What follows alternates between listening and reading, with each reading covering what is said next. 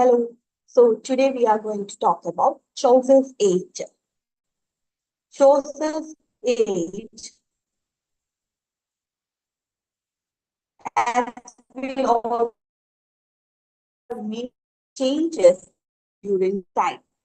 So the background of the everything was being changed at a particular time. Political background of the era was at the transition, we can say.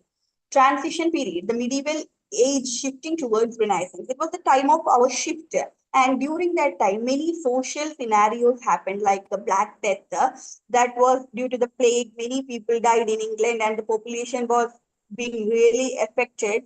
This created an acute labor shortage, then empowered the working class, and also this Black Plague has also caused many of the economic crisis also in England during that time. Next was Peasant Revolt. Peasant Revolt in 1381, led by Wat Layer and John Paul, directed the protest against the poll tax. It was the protest of the peasants or the working people against the poll tax and feudal oppression. So it was a huge revolt. This was also in one sense, Black Death also caused this peasant revolt to be one of the factor was Black Death also. Then 100 Years of War. 100 Years of War from 1337 to 1453. The conflict between English and France triggered the English nation identity and reduced French linguistic dominance. This is one of the most important criteria which we have to. This triggered 100 years of war with this triggered one of the main things, nationalism and identity in the city, and this caused them to abandon a feeling we should separate our linguistic identity also should be established. This side thought started raising in, and this reduced the French dominance in linguistic domain. This is one of the very important criteria when we look into Chaucer. Then religious unrest and Loyard movement. The church corruption against church corruption, many religious, many like Wycliffe and all, Wycliffe, then Landling, all those have raised issues of religious unrest, all like corruption, all this were contemporary in that time. And Wycliffe translated Bible into English, followers of Lollards. They translated, like for the first time, it was being translated into English language. Bible was being translated into English language. Another important social aspect that occurred in that time was introduction of printing.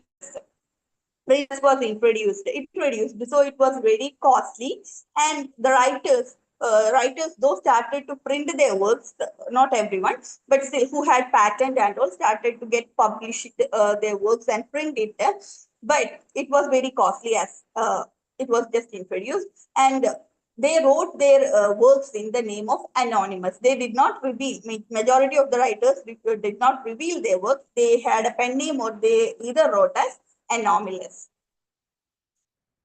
Next is Geoffrey Chaucer. Geoffrey Chaucer, 1343 to 14,000.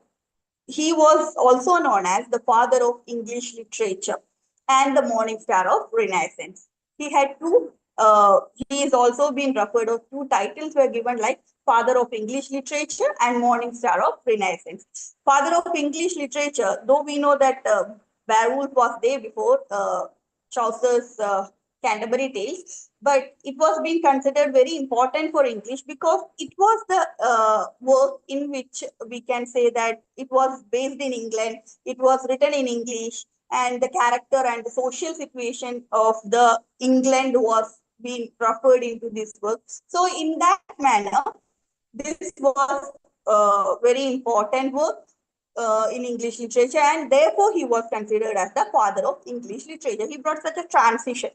So, morning star of Renaissance. Then, linguistic contribution. This is that he established Middle England dialect.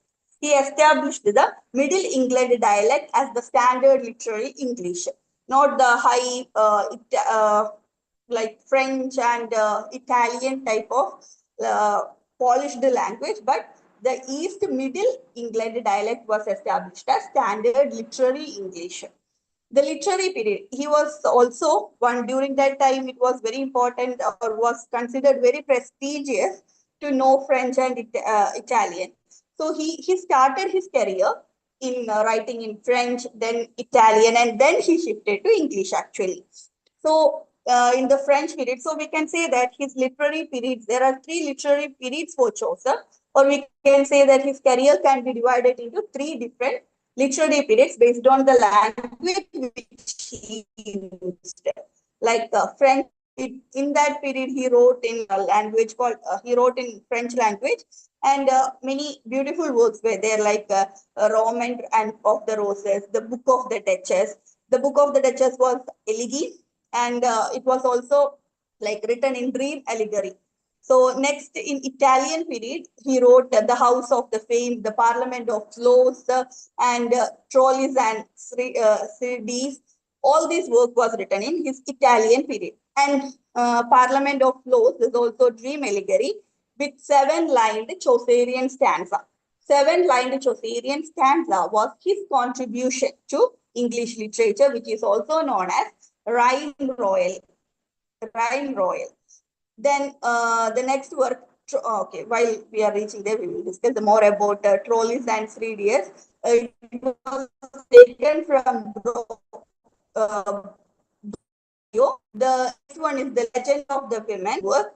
But in this work, what he did was, it was like his contribution, saying that before and all, he has written many works in which women were not being, women were demolished, or women were not mentioned as something good enough or virtuous. But in this, he changed that, and he wrote in like about the virtuousness of women, the legend of good women, how the characteristics, like it was like his way of saying, his way of shifting from that perspective to another perspective towards the woman. Next is English period. He wrote only one book in English period. That was the most celebrated book in English. That is the Canterbury Tales. This is also, in an extent, incomplete book. Then the poetic achievement is his introduction of the rhyme royale, the meter rhyme royale, which is like the meter is like A B A B B C C, A B A B B C C. This was the rhyme scheme of that rhyme royale, and the spine is also known as heroic couplet. Heroic couplet. Then he pioneered heroic couplet. Then detached from the socio-political events of the period. As we have noted before, there were many issues and socio-political changes were being occurring during his period, like black this and 100 years of war, peasant revolt, plague, everything was there. But his work was a little detached from all those things, and he was more into poetic matters. So he did not directly address any of those issues. Next is contemporaries of Chaucer. Chaucer's contemporaries were Langland, William Langland and John Bower. William Langland was considered, was much more concerned, or was highly concerned about the socio-political issues of the time, where Chaucer was a bit detached from all these things. Langland directly addressed all these things. He criticized the peasant revolt, etc. I mean, he did not criticize the peasant revolt. He supported the peasant revolt. The reasons for peasant revolt, he criticized it, and all these work were directly addressed by William Langland. And he is considered, therefore, he is considered as a reformer, yet a poetess. Though he was considered as a reformer, he had a beautiful poetry was being written by him, so he is yet a poetess. The masterpiece is Paris Slowman. It means that it is the dream allegory work. It is a dream allegory work, and it means that it is a dream. It is a dream, and it is allegory. Then the style is alliterative verses, estate satire, and religious allegory. These were the styles which he used more. The alliterative verse, estate satire, and religious allegory. And the key themes are social justice, critique of the church corruption, and dignity of the honest labor. He was much supportive of the laborers, so he was more concerned about the dignity of the laborers. Social justice was directly addressed in his poem, and corruption of the church was also directly addressed by him. Next one is Gower. John Gower, though he also though addressed the issues, he did not directly criticize them. He just addressed them. He just stated, he took a middle position. He did not favor peasants. He did not even criticize the landlords. So he can be told that he just addressed the socio-political issues, though did not strongly criticize them. He is called the Moral Gower by Chaucer. Moral Gower by Chaucer, and Torillus and Sirde by Chaucer is dedicated to Gower. The work of his Italian period, this work was dedicated actually to Gower. And he is also a trilingual writer. He also wrote in 3 different languages. Few of his most important works are Miros de Ome, Vox Classite, the Latin, it was written in Latin and deals with the peasant revolt actually. This means, the work's name means voice of one crying in the wilderness. In this work, though he told about the peasant revolt, he took a middle stand. He said that peasants were also reasonable. They were also few of their side also was there for the cause of this revolt. He did not say that, he did not take a stand for them actually. Then next is the Confessio Amantis, the collection of quarterly love tales. It was written under the direct order of Richard II, the King Richard II. It was written under his order and is subtitled as The Tale of Seven Deadly Sins. This was the first book in English which actually addressed this first seven sins of dead sins. It was the first book that addressed the seven sins in English actually. Then later we can see in Dr. Foster's and all this was being again addressed, but this was the first book that addressed the seven deadly sins. It was written in mythical illusion. Mythical illusion English. The general prologue of Canterbury Tales. The Canterbury Tales was written in 1387, and the literary device used was frame narrative. That is a story within the story. Though this tale, Canterbury Tale, is like a story of pilgrims visiting to the Canterbury Cathedral, this has different other stories within it. That is, it is set in Tabard Inn of Southwark. The innkeeper is Harry Billy. This is how this starts. Like the pilgrims get together in the inn of Southwark, where the host is, or this inn is being run by the Harry Billy. And here they are deciding that all of us will together go to the cathedral, the shrine of St. Thomas Becket at Canterbury Cathedral. St. Thomas Becket's Cathedral, they decide to visit, and it's a long journey. So they decide that, or Bailey says that, we will, to reduce their stress of walking and all, they decide to tell stories. Each one will tell 2 stories. That was their decision. So though this is a story, this is a tale about them visiting this cathedral, within that there are many different tales. So this is known as frame narrative. And the season for this work is set as April. It is the springtime, and it is also a symbol of rebirth, spiritual renewal. Also, like this is the best season after all the problems. They are going next to the next renewal stage. They are having a spiritual awakening. Everything is being symbolized by this particular season. And the prologue starts with the same, referring to the April. There are 29 pilgrims in this travel, and our Chaucer, the narrator, who was already there when the 29 pilgrims arrived in the Tarbard Inn, and the narrator also decided to join them. Then the host, Harry Bailey, who also decides to join the team. So 29 pilgrims plus Chaucer, the narrator, and the host, Harry Bailey. All together, there are 31 pilgrims going to the cathedral. And the total in, there are 31 pilgrims total in our frame. So the plan is each pilgrim was to tell 4 stories. That is 2 stories while they are going and 2 stories while they are returning. Intended of a total 120 tales. 120 tales. So total 31 pilgrims. Each one will tell two while going and 2 while coming back. So 4 total. Total it will make 120 tales. But could complete only 24 tales. So it is being said as not complete. Only 24 tales are been there. Whereas the intention was at 120. Next, general prologue has the reference of the entire 14th century England. How the social scenario was, how was it set up, the society was, how the society was set up. All these things we can very clearly get from the general prologue. Where the 14th England was, how was its social setup, everything.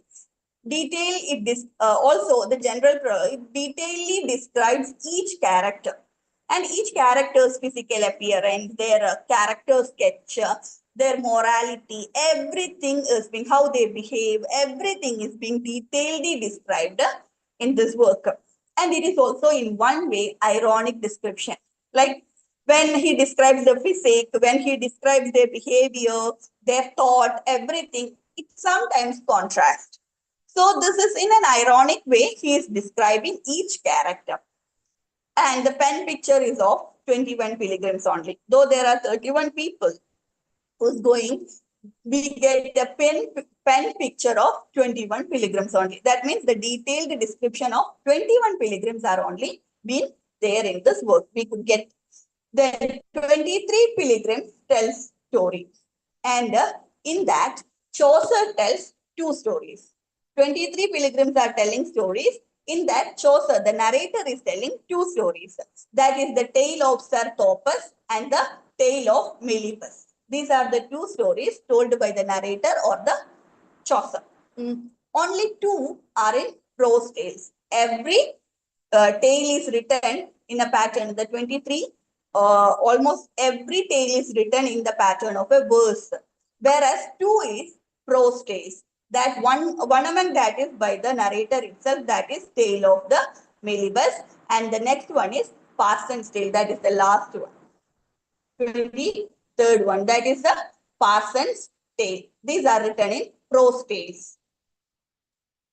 Next, social hierarchy in prologue. The three estate system of England has been very well described in this book. The first estate is the clergy or the spiritually people, the clergy people, the idea that is parson, all those things. And it is also referred as, few of them is referred as the corrupt one, that is Paris, pardoner, summoner, monk, police. Like we cannot say they are corrupt, or maybe like ironically they are referred. They does not match into the spiritual methods of sacrificing, not taking pleasure, not taking bribe, all such things. It doesn't. They are described in a ironical manner, and the ideal person being described who perfectly fits into it is parson. Second estate is the nobility or the knight. The ideal one of those particular estates are knight and squire. Knight is being described as the perfect man who went for war, all those things. Next is third estate, that is of peasants, commons, and raising breweries. These peasants and commons, the ideal one is plowman. Plowman who works really hard, all those things are plowman. And tradesman or middle class, who's little bit criticized in this work or being ironically referred in this work are wife of Bath, merchant, Franklin, Miller, and Rebe. Miller and all is being clearly pictured as little bit corrupt in this work. Next is memorable characters. Characters are, one is knight. Knight is, as I told, been referred as ideal. He's chivalric. He fought in different wars. He's a gentleman. He's very modest. All such descriptions are given about the knight. He appears in his uniform. All those things. Next is Squire. Squire is knight's son. He's a lover or a bachelor, and with curly hair, sings and flutes all days. Like he is not bothered. I mean, he is a lover. He flirts with all such things are being given in this work. Next is Horace and the table manners, speaking French, shown in a little bit of showing manner by this, in this work. And the monk, here the monk is being criticized, or the monk is being ironic. He loves hunting, whereas the monk should do that, should have this, everyone should be treated equal. He loves hunting, ignores the Beneric rules, fat, and all such things. All this description is ironic. The clerk of Oxford, he's a poor student, he has lent a horse to this particular pilgrim, then prefers book over clothes. Gladly would he learn and gladly teach. This was the reference given for the clerk of the Oxford. He is very much into learning and he is very much into teaching also. So this was clerk. Then wife of Bath, she is deaf in 1 year, has 5 husbands, gap-toothed.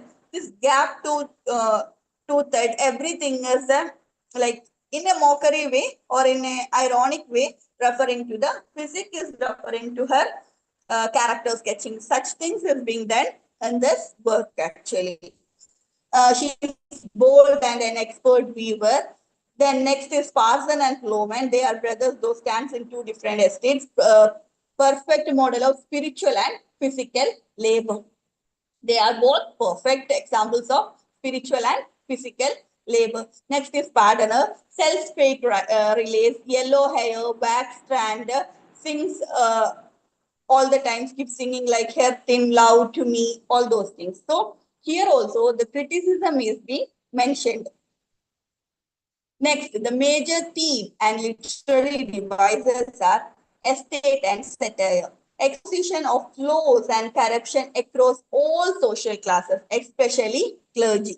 Here, so we have told that Chaucer has been little detached from the socio-political issues. He clearly portrays the socio-political scenario of the time.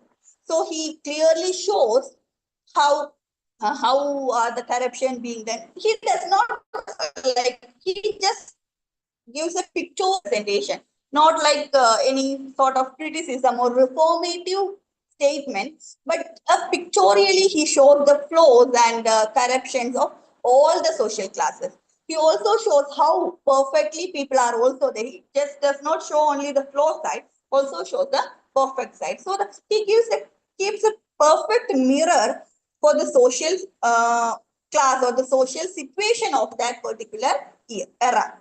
Next is irony and humor. Chaucer's technique is gentle, ironic detachment rather than bitter condemnation. This is what I told. He is detached and ironically represents everything, though he does not show any condemnation. Though he shows there are flaws, he doesn't condemn any of them. Next is individual versus typological. Characters represents both general social type and distinct individual. This is how the general social type is also being shown. There are few people within this general category who is distinct. That is also being perfectly shown. Though there are many people who are corrupt, within clergy there are people who is perfect, who is the perfect spiritual example. That is also being perfectly shown. Next is heroic couplet. This was used in this iambic parameter rhyming AABBCC. This was the couplet used, or this was the rhyming pattern used in this work. That is iambic parameter rhyming AABBCC. Next, we will have a quick summary of what we have learned. First one is first line. First line itself speaks about the season, that is April, and how beautiful season is, how auspicious that season is, how during this particular season people go for pilgrims and all those things is being perfectly shown in the first line of the prologue. Next, Plowman is the brother of Parson. He is an honest worker living in peace and charity. Similarly, Parson is also a perfect example of spirituality. Harry Bailey is the host, proposes that tale telling contest. He proposes tale telling contest with a price of free dinner paid by the group. The best people will be paid free dinner. This was his. He was the person, the host of Inn was the person who proposed this tale telling contest. Then Wycliffe was also a contemporary of Chaucer and is associated with the Loard movement and English Bible translation. He was more into spiritual reformation or spiritual transition period, and he was the first person to translate Bible into English. Next is Pear's Flowman meter, alternative revival meter, not heroic couplet. This was also introduced by Chaucer. So thank you. Hope that you have understood main points of contemporary tale, main points of Chaucer's, his main works, and his main contribution to English language. Thank you all.